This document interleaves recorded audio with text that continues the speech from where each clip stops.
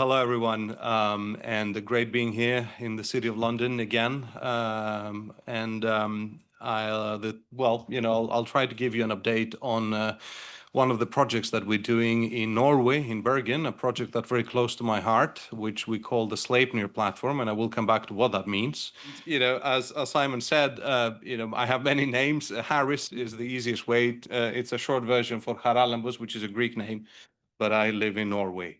Anyways, treatment. Simon said it already. What is the goal when it comes to treating Parkinson's disease? I mean, treatment doesn't mean one thing. It can mean many things. It can mean symptom management. And in terms of motor symptoms, we're not we can do some things today to manage motor symptoms of Parkinson's disease, as you know, less so for non-motor symptoms. But what we cannot do, and we want to do, is this here, the red box, disease modification. And this can mean neuroprotection to delay or halt disease progression. It could mean regeneration to attempt to give back part, at least, of what is lost. And of course, the last but not least, prevention. And prevention can be anything from tertiary prevention, so preventing complications of the disease, secondary prevention, intervening at the prodromal stage of the disease, for instance, people with REM sleep behavior disorder who haven't yet gotten Parkinson's or dementia with Lewy bodies or MSA, or even primary prevention, which is basically intervene very, very early at the level of the population. These things are a bit science fiction at the moment, but I can't help being a bit jealous of, another neurological disease, multiple sclerosis, for instance, where there's been major breakthroughs lately in terms of the viral causes to the disease, things like Epstein-Barr virus, which seems to be a prerequisite to get MS. So my colleagues working with MS at my center are already, starting to talk about attempting trials with vaccines and the likes of that. So one can hope. The state of things at the moment, so I'm using here this very nice overview by Dr. McFarthing, the latest one. I believe it's the latest one. I don't think he's gotten out a new one, has he, Tom? Oh, hello. So, right. Okay. So anyways, so as this shows, 136 trials were registered in 2024. About half of them, a bit less than half of these trials were disease-modifying treatments, treatments that attempt to slow down disease progression, not only to address symptoms. However, we still don't have any breakthroughs in that, in Parkinson's disease. We still don't have any disease-modifying breakthroughs, any treatments that can slow the disease, and there are many reasons for that. That's how I, at least in my head, and I think most colleagues in the field would agree that these 5 reasons may be at least important in hindering or stopping us from making such therapeutic breakthroughs. One of them is, what target are we choosing? So is it the right target or is it the wrong target? I may choose to test a treatment that targets mitochondria and energy metabolism. Someone else might, attack alpha-synuclein, or indeed the cell mechanisms and organelles that are there to remove alpha-synuclein, such as the lysosomes or the proteasome. But are we really attacking the right targets, or are we completely off? We don't know that because we still don't fully understand. We're far from fully understanding the mechanisms underlying Parkinson's disease. The other thing is, are we hitting the target? Because, of course, I don't think we're completely wrong here. I mean, it would surprise me if we're completely walking in the wrong direction. You never know, but I don't think so. But a crucial question, and this is much of what today's talk is about, is, I may be choosing the right target, but am I hitting it? I may be shooting my bullet in the right direction, but is my bullet hitting the target or is it not? And that's what we call target penetration and engagement, basically. And this is important because if I'm not hitting it, then, it doesn't really matter. Then I'm not really testing it, am I? Yet another issue is, of course, our, measures of treatment efficacy. How do I know if my trial works? If my drug that I'm testing works or not. I have to measure it somehow. And you might say, well, okay, you just follow the patients. Yes, of course, in an ideal world where we have time machines, we would do trials with 1,000 people in 10 years. Those would be pretty powerful, conclusive trials, I reckon, but we can't do that. We don't have the time to do that or the resources to do that. So, how do we, when Tom, when I, when all the other trialists here are doing trials, how do we measure? How do we know whether a drug works or doesn't work? Of course, the issue of heterogeneity, both Simon and Tom mentioned this. Parkinson's is quite obviously not one disease, but many. We know this because the clinical features suggested. We know it because the biological features suggested, both what the clinician sees, what the pathologist after death, when they look at the brain tissue, sees. These are very, they don't look the same. Not every Parkinson's patient, be it externally or looking into the brain, looks the same. So it seems that what we, today identify as Parkinson's disease using clinical criteria, collections of symptoms, is not one disease but many. And we know by experience in medicine what kind of revolution these things can bring. For example, in cancer, there used to be a time where breast cancer was breast cancer. Today, breast cancer is not breast cancer. It's, many, many different diseases. You do a genetic test or a molecular test, and then the patient gets the right treatment. So this is something we're not yet able to do in Parkinson's disease. And last but not least, the timing of things is important, right? So Simon mentioned the ambitious endeavor in the US, the P2P. Well, they're trying to intervene before Parkinson's becomes Parkinson's. So it is so that at the time of diagnosis, we know that diagnosis depends on a collection of motor symptoms, tremor, slowness of movement, and the likes of that. So at the time of diagnosis, people with Parkinson's have had the disease. And by the disease, I mean the processes happening into the nervous system for years, probably for decades. So if only we could, intervene earlier, I think that would be helpful. But that also presents its own challenges. So, 5 limitations, 5 gaps, if you want, that research today needs to bridge.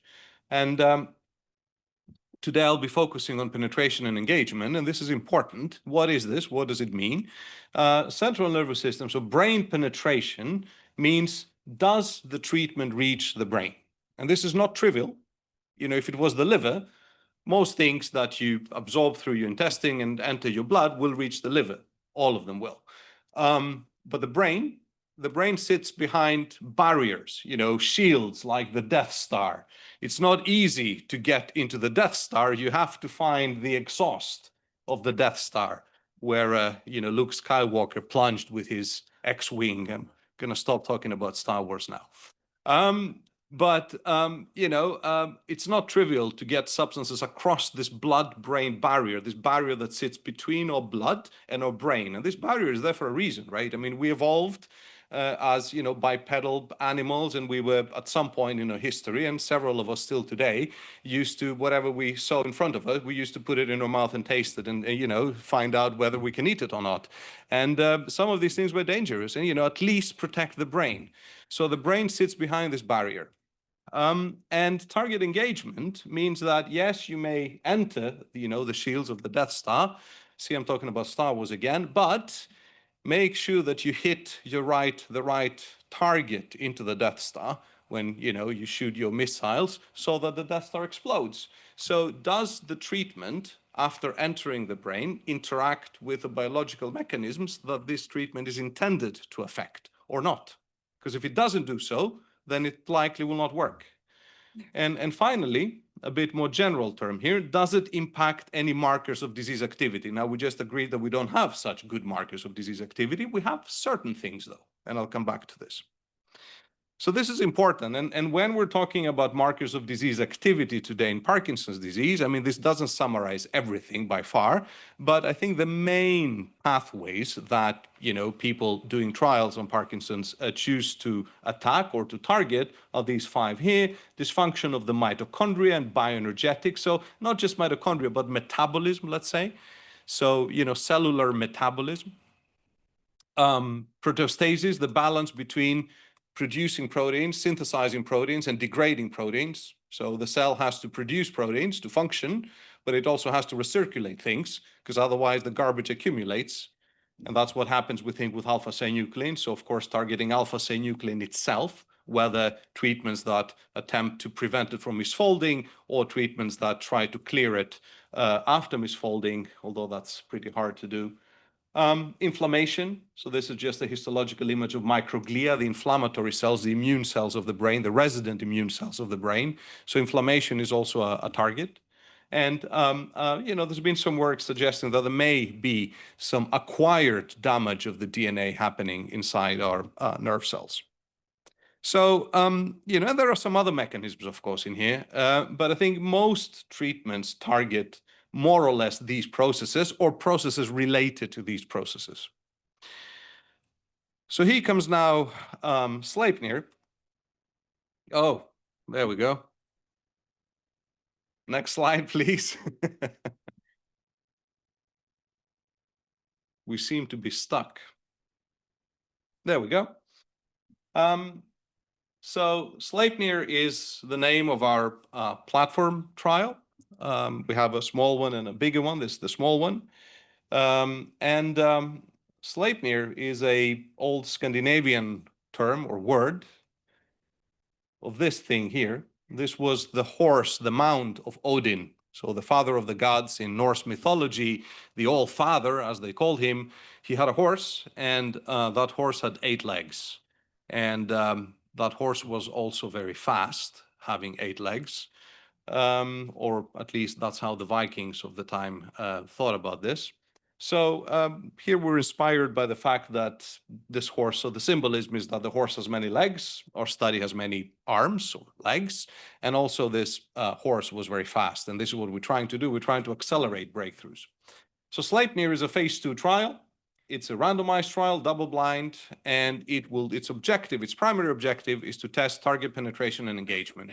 We want, in a relatively rapid way, test multiple drugs and find out whether they're entering the brain, whether they're engaging the target, so can they get into the Death Star and can they blow up the Death Star, and are they safe? It's a multiple arm, and we'll come back to this, but for every patient entering this platform, the treatment duration is going to be 90 days, 3 months. And now this may change according to what we're testing, but as a rule of thumb, each cohort will have, this is wrong, will have 30 participants on active treatment and 10 participants on placebo. So there will be more participants on active than there will be on placebo. So this is what it looks like. I'll just walk you through this. So we start by screening, and by screening, we mean that we're assessing the patients coming into our outpatient services and patients who reach out to us and patients who are referred by the GP. In Norway, generally, we have a very good catchment of everyone with Parkinson's. I think it's similar to the UK. And by screening, we mean we're checking to see who's eligible for this study.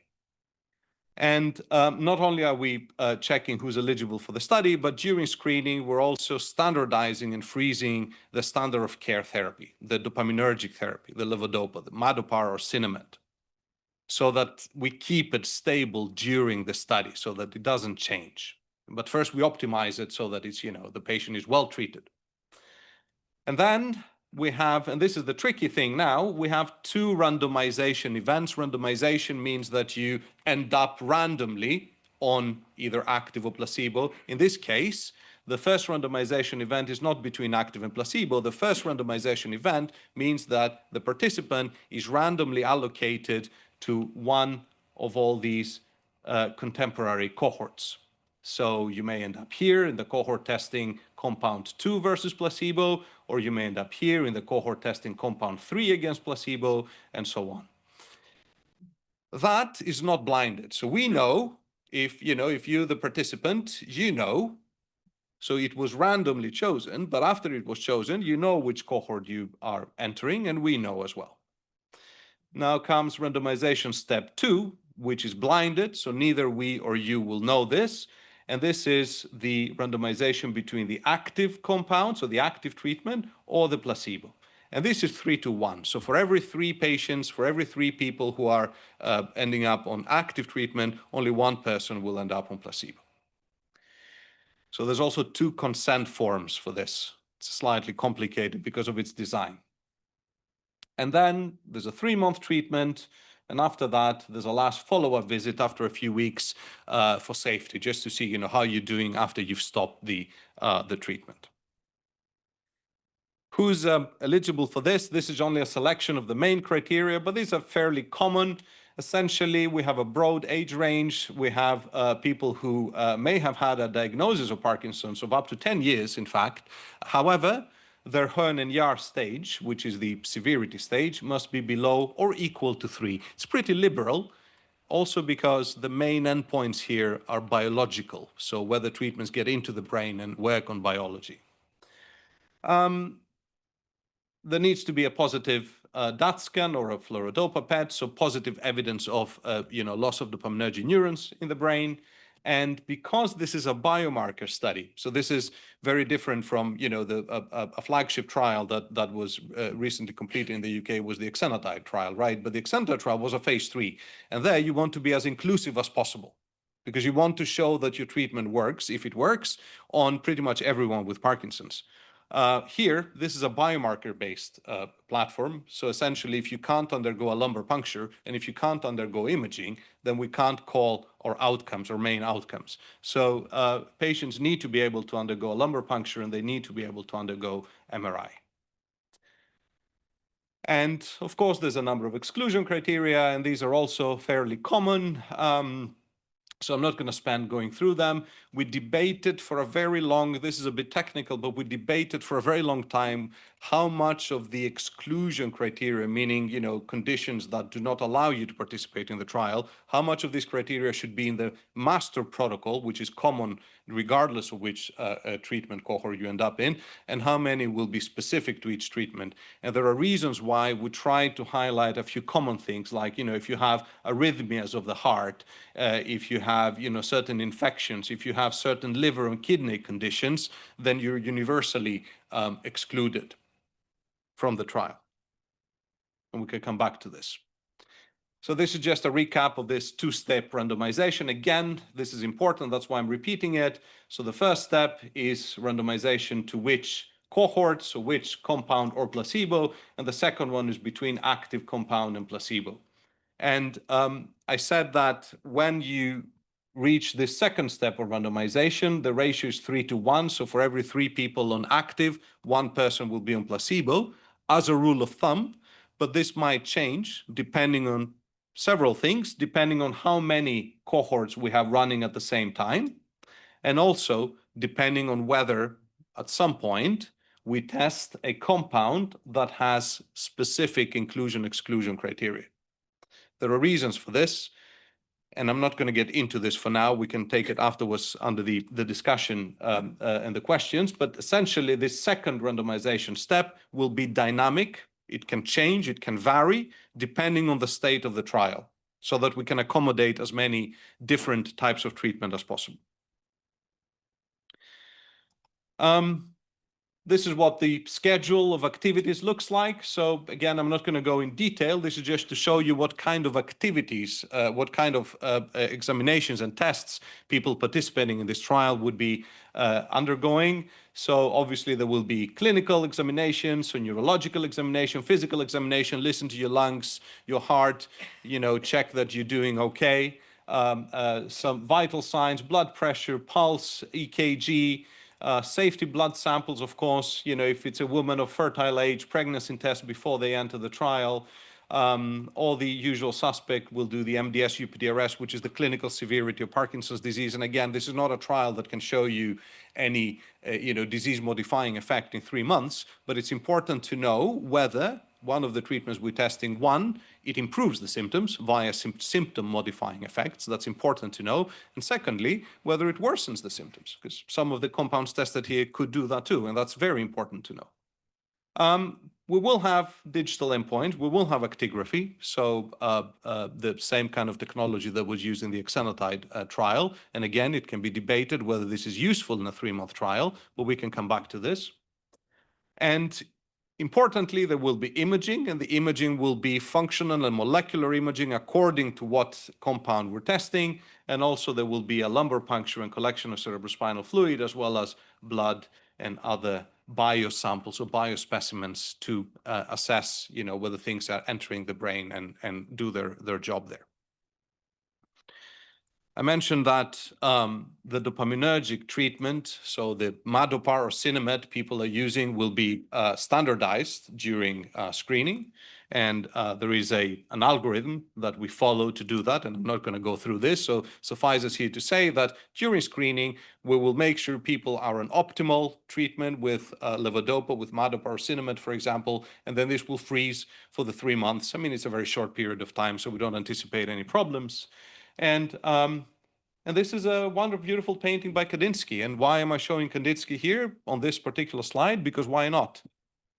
Kandinsky is simply wonderful. That's why. So what are the drugs? What are we testing? You know, this is a platform, so there are many drugs, and I'm only allowed to speak about the 3 first ones because we have already signed contracts with those companies, and some of them have already went out with press releases. There's also a long queue of other things that we are in dialogue with different companies. So this is the part that I made a bit more technical because, I misinterpreted a bit, but it doesn't matter. T168, what is that? When you see a code, when you see a letter and numbers, these are usually novel drugs. Okay, and this is a novel drug. It's a pharmaceutical. It's made by a company based in California, in Palo Alto, as many startup pharmaceuticals are. It's a small company. It's a startup pharmaceutical. It's called Endurance Bioscience. It used to be called Tranquis. So this is one of the compounds that was evaluated by the ILCT panel. And what it does is that it targets both the mitochondria and the lysosome. So basically, it targets the energy factories, the mitochondria, and the recirculation facility, the lysosome. So this is, it's an attractive target because it targets 2 pathways important for Parkinson's disease. What kind of evidence do we have? So the company has done their, and this is, let me say it in a bit more general. So to enter SLEIPNIR, a drug needs to have all their preclinical work in order by the company producing it. And it also needs to have the early clinical work done by the company producing it. And what do I mean by early clinical work? They need to have first in human safety, and they need to know the dose. So we're not going to do that because that would delay SLEIPNIR. So they need to know these things. So they do have all these things. They've done their preclinical work. They've shown some very interesting results in mouse models of Parkinson's. So yeah, it works in mouse models of Parkinson's. Then again, if we had a penny for every time something worked in mouse models of Parkinson's, then there wouldn't be any Parkinson's yet. Mouse models of Parkinson's don't translate very well to humans apparently. But it's nice to know that at least it had an effect here. And also they had some interesting results from ALS, so motor neuron disease mouse models. And they've done their early human studies. They've shown it's safe short term, and they know their dose. So please, I'm sorry for the abbreviations here. No one is sad and no one is mad. This is just initials, abbreviations for different types of trials, small trials that you do to determine the dose. So it stands for single ascending dose, multiple ascending dose, although we are sad and mad sometimes. The other compound is called mirivadalgat. It rivals my own first name to pronounce. This is an interesting one. So this really picked up my interest. So what this does, essentially, we know that the dopamine producing neurons in our brain are very sensitive. In my lab, we used to say you sneeze and you lose some. So they're very, very sensitive. There are many reasons why these cells are sensitive. One of these reasons is that they're very energetically demanding. They need, huge amounts of energy to be able to, fulfill their function, which is to fire very, very rapidly and all the time. And also to maintain these huge, trees they have. So they have millions and millions of projections, each of them. But another thing that predisposes them to injury is what they do. So they're like toxic factories. They produce dopamine, and we all like dopamine. No pun intended. Dopamine is also involved in reward. However, producing dopamine is a dangerous procedure. So when you produce dopamine as a cell, you also produce certain toxic byproducts. And this compound here intends to detoxify those byproducts. So those are called aldehydes. And, 2 of them are, for example, one aldehyde called dopal and something called 4-HNE. Doesn't matter what they're called. What matters is that when the cell produces dopamine, this is further converted into these things, and these things are damaging for the cell. So what this compound here does is that it activates an endogenous enzyme that we have in our cells, which is called aldehyde dehydrogenase. And, this is also it's a bit funny because this is also the enzyme that detoxifies alcohol, ethanol, when we drink. So, interesting fact, we know that many many Asian people, for instance, tolerate lower amounts of alcohol, right? And this is because they may have variants in their aldehyde dehydrogenase gene that makes them more susceptible to the effects of alcohol. So they cannot get rid of it. Their livers, their bodies, their cells cannot get rid of it as fast. So what this compound here does is that it boosts the action of this enzyme to, well, not to detoxify alcohol, although it's tempting to, take some from the storeroom when I'm hungover and see how that helps. I can get some for you, Tom, as well. But the reason we're testing it is that the theory here is that we will detoxify, we will remove or help removing these toxic products and help protect the dopaminergic cells. So this is produced by a company called 4C Pharmaceuticals. It's also a small company.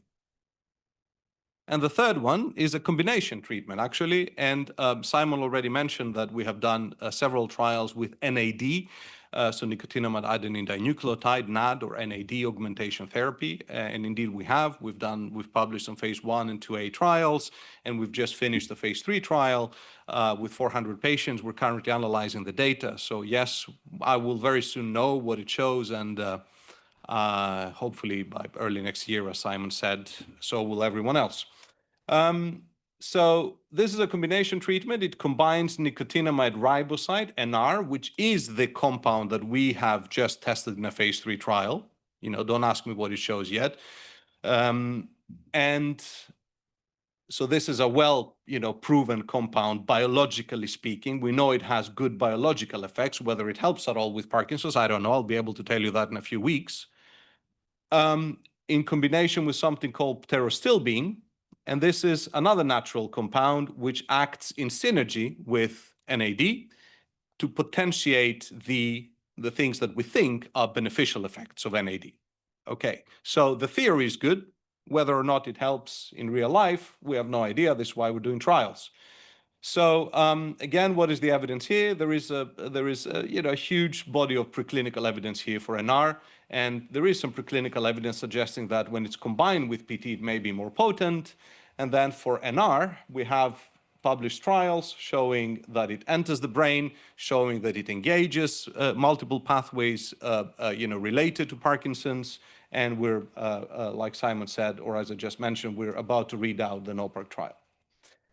Interestingly, this combination has been tested in ALS in a small phase 2 trial, and they did show, it was a blinded trial, but small, and they did show some beneficial effects. I think it was blinded. Yeah, I seem to remember it was blinded. So that's interesting. So this will be the third compound.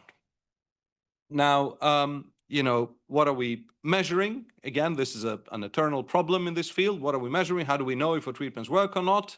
Well, our primary outcomes are 3. So we have a 3-way primary outcome. We're checking safety. We're checking whether the compounds enter the brain. And how are we doing that? Usually we measure the drug or some distal component that is, when the drug is broken down into something else, for instance, into the cerebrospinal fluid and the blood. And we're comparing the two. And then the target engagement part, this is the most critical, the most crucial part, and this is never easy.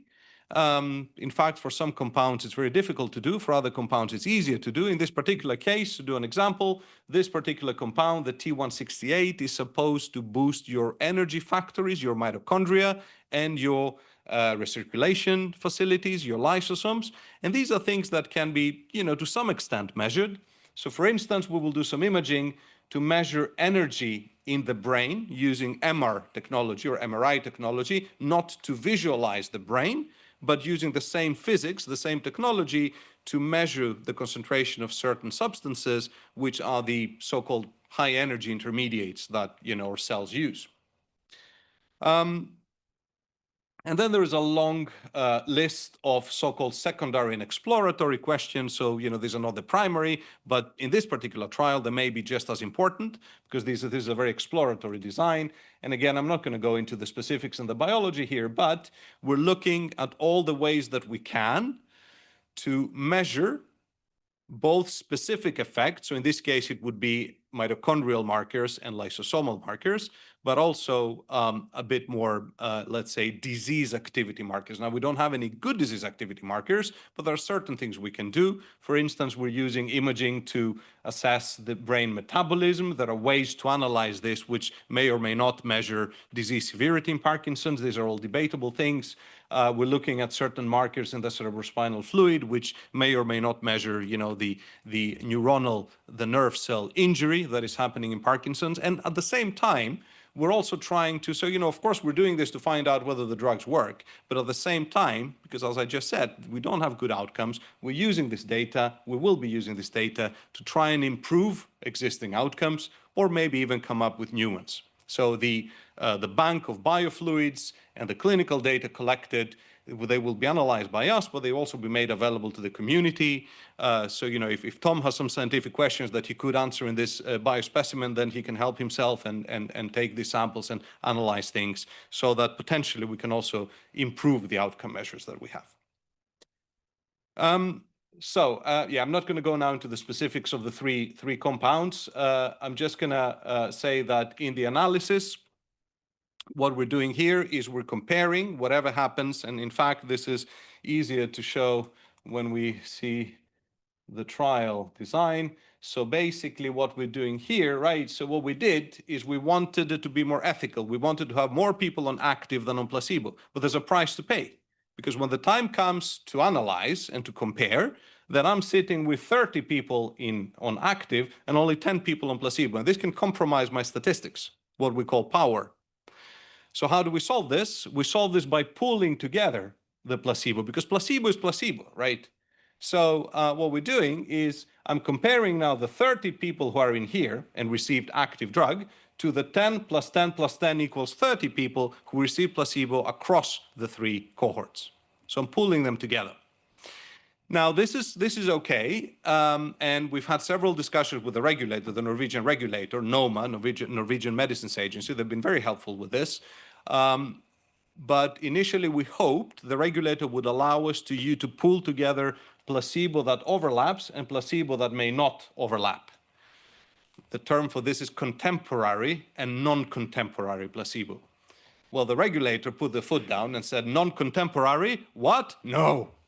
So we're not allowed to do that, meaning that our analysis will be whoever is in the active group here compared to contemporary pooled placebo as the primary analysis, and as the so-called sensitivity analysis, just to make sure that you're not, for instance, your data is not skewed by something happening in these other placebos. We will also compare them to their cohort-specific placebo, so only the 10.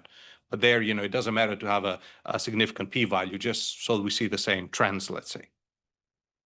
So this is what SLEIPNIR looks like. And I'm done with this. Just to Simon said that I might mention this. So we also have SLEIPNIR also has a big sister, which is called Hydra. This has nothing to do with Marvel Hydra. This is from Greek mythology, just to balance the Scandinavian mythology here. And Hydra was the multi-headed monster where, symbolically, when you chopped off one head, two heads took its place. So this is our sort of big phase 3 trial, very much inspired by EJS-ACPD and the work that Tom and Camille and others have led. So it's made to look a lot like EJS-ACPD. EJS-ACPD was first, but it also has certain subtle differences, which I'm not going to get into now, but we will also be testing 3 treatments in parallel against a common placebo group, and this will be a big design. So this will be 200 patients per arm for a 2-year treatment time. So essentially to try and find out whether they can delay disease progression. And we hope that, having SLEIPNIR to de-risk, basically SLEIPNIR to tell us what we should not be pursuing, we hope that we may be able to make this a bit more efficient, not just for Hydra, but also for EJS-ACPD and the other big efficacy platforms out there. So that's what I had, and just want to end with an optimistic note from Norway, the country where I work. So this is the state of things now in Norway. We have this big incentive from the Norwegian state to be doing clinical trials. In fact, Norwegian hospitals now must have 5% of chronic disease populations enrolled in clinical trials. This comes from the government, so they're obliged to do so. And there's both a carrot and a whip. This is what my center has done. So we've started this center about 6 years ago. And currently we have, these are our numbers, currently we have approximately a bit less than 10% of our PD population enrolled in clinical trials, as well as, large portions of the other disease populations. There's no percentage for Alzheimer's because that would be unfair anyways. It's a huge disease.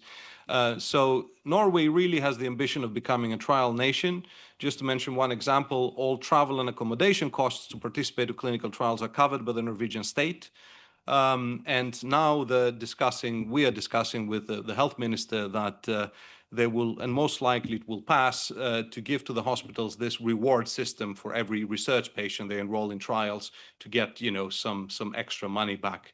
So we're hoping that these things will work as good incentives for good recruitment. And indeed, our recruitment rates have been very good. So, I'm very happy with it. So thank you for your attention, and I'm happy to take questions.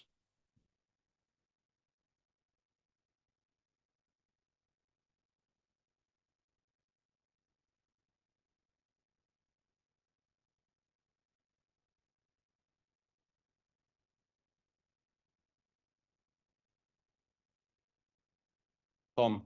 Why do you have an exclusion criteria?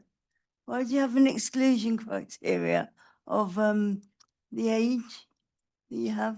How long they've had Parkinson's for? So why do we have exclusion criteria of The amount of years that they've had Parkinson's for? disease duration? Yeah, so I mean, it's pretty liberal as far as trials go. It's 10 years, because even though SLEIPNIR is a biomarker-based study, you still want, first of all, the patients to be able to go through the study. And it does matter a little bit biologically, we think, how long people have had the disease, that if they had it for too long, we may not get the sufficiently clean readouts. Let me put it this way. We don't know, but like I said, I think as far as trials go, it's quite a liberal. Three of us sat here, we'd all be ineligible on that criteria. Because of the duration of the disease, I see. Well, that's a good point to take in. Thank you.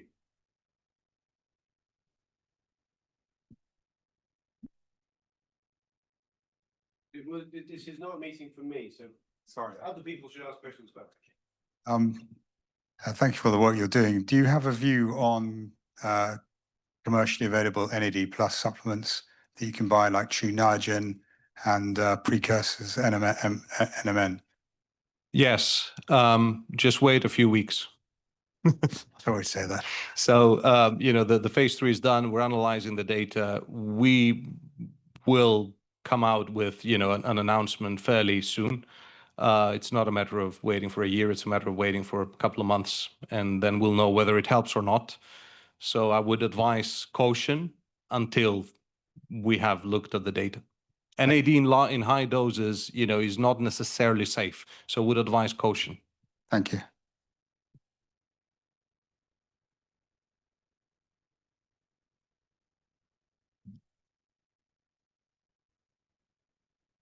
Okay, that was fascinating, by the way.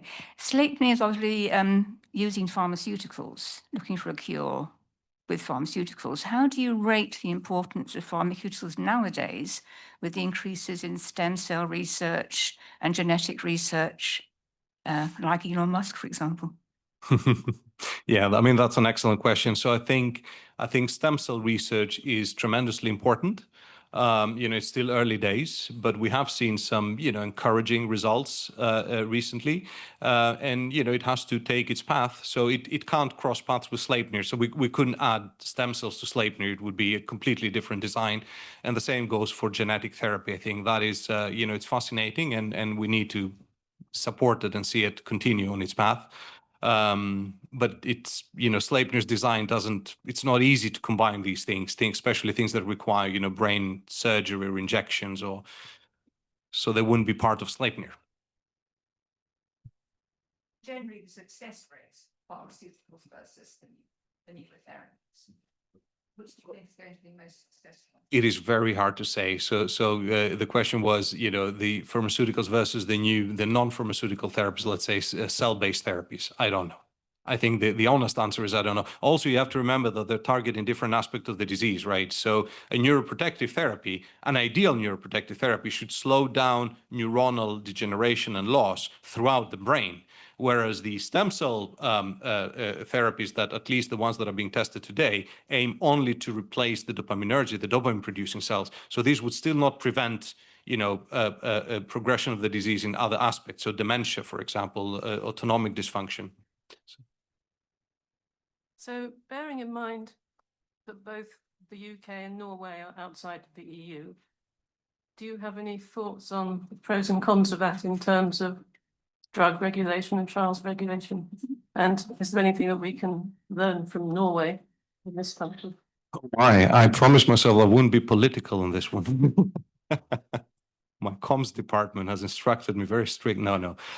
So yeah, I think so. Norway is closer to the EU than the UK. We're not part of the EU, but we're more a Switzerland kind of state. So we have most of the agreements apply. We're also in the Schengen Convention, so we travel without showing passports. So Norway is closer to the EU, and the Norwegian Medicines Agency. Regulatory authority. No, every country does in the EU. Every country have their own drug regulator, but we're all under the hat of the European Medicines Agency. And the same thing applies to Norway. So the Norwegian Medicines Agency, the NOMA, is under the umbrella of the European Medicines Agency, unlike the, what's it called here? Unlike MHRA, which is not.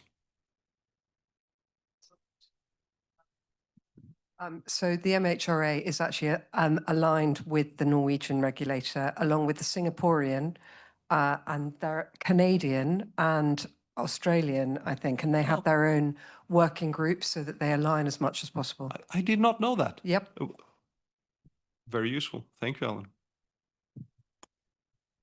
So, but to come back to your question, so we've had so many meetings with them now in relation to SLEIPNIR, and I liked it because they embraced the project. They really took the challenge, and when it came to an impasse or where they didn't know, they checked with the EMA. So they were. It seemed to me, with my inexperienced eyes, that EMA was the sort of big parent. Can I ask a question? Sorry, 10% of the Norwegian Parkinson sufferers are on a trial, correct? I just wondered how that compared perhaps with the UK and the US, because presumably the more people on trial, the quicker we are to finding solutions. Well, I mean, it's also, these numbers, I like to show them in fundraising events and the likes of that. They're impressive, but we also have a small population. So it's about 1,200 patients that we currently have in clinical studies, which would be, if you consider that we have about 14,000 people with Parkinson's in Norway, then it would be about that. Did that answer your question? I'm sorry, I don't think I got all of it. More people on trial, quicker we are to find a solution. The more people on trial, the quicker we're to find a solution. Yes. I mean, since we don't understand the disease, since we're not able to do something more surgical at the moment, I think we have to go a little bit by brute force, even though it's not entirely brute force. You still have to enter the Death Star, just the right place and angle. But yeah, I do believe we need massively more clinical trials on PD. Hello. I just want to ask, are bioidentical hormones being treated in the same way as standard pharmaceuticals on this trial? Excuse me, what was that? Which hormones? Are bioidentical hormones being treated in the same way as pharmaceuticals on these? Yes. This? If they are classified as a pharmaceutical, they would be treated exactly as a pharmaceutical. Even though they don't work in the same way? Well, it depends what you mean, I think. Well, you've got two young onset women here. Yes. We're both, hope you don't mind me saying this, but we are both postmenopausal, the way our hormones behave is very different from how a male, his hormones will behave. Yeah, so the design would have to be different. So if the question was specifically asked in such a way, so for instance, hormone, what is the effect of hormone treatment in postmenopausal women with Parkinson's, then clearly would have to design a cohort. Now, I'm not talking about HRT though here. I'm talking about, for example, dopamine as a hormone. Exenatide was looking at bioidentical hormones. And I just, how, depending on your subject, they respond differently. And I think that needs to be kind of factored in. It doesn't sound like it would be. So I'm not sure I understand the heterogeneity factor here. Sorry, I didn't quite get it. I'm not sure I understand what you mean by heterogeneity. I couldn't say it. So not everyone would respond the same, is what you're saying. Okay, so you're talking, for example, you mentioned a couple of times about REM sleep disorder, for example, saying it's a prodromal clue. Yes, it's a prodromal clue in men. I don't think it's a prodromal clue in women. When I've seen it appear in women, it tends to be later on. I mean, it is in women too, but obviously there's a big male preponderance in the disease. I mean, we do have prodromal women with RBD as well. Okay, yeah. I mean, I only look at the young onset group to be Right. fair. So I think, if I understand you correctly, I think so. SLEIPNIR's point is to look at target penetration engagement rather than efficacy. So I think these are fundamental biological questions that could be addressed even if, even without stratifying or population too much or trial population too much. If a compound crosses the blood-brain barrier, it should do so in pretty much everyone with Parkinson's, I would say. Whether it activates the pathways it's supposed to activate, if those are very specific pathways to a subtype of the disease, then we'd have to include that subtype into our design. Yeah, I don't know. I mean, it probably would end up, I guess it would be classed as a subtype, but it's just, women of a certain age, men of a certain age, because of how their hormones behave, because it's all, it's not homeostasis, it's allostasis, isn't it? Where it all kind of adjusts as it goes. Yeah, so that's why I said I think we would have to take this into the design, right? So if we were testing something that requires a specific trial population to be able to test it properly, then that would have to be built into the design. So, and we can do this, but if that happened or when that happens, then the placebo and active allocation will likely end up being 1-to-1 unless we have several cohorts, where we're testing similar compounds. Okay. And that's the dynamic design of SLEIPNIR allows us to do that. We can do this, and then we can say, for this particular intervention, we will include this subpopulation, or, this kind of people, young women and so on, or men, or whatever it is. We can do this. Okay. SLEIPNIR allows us to do this.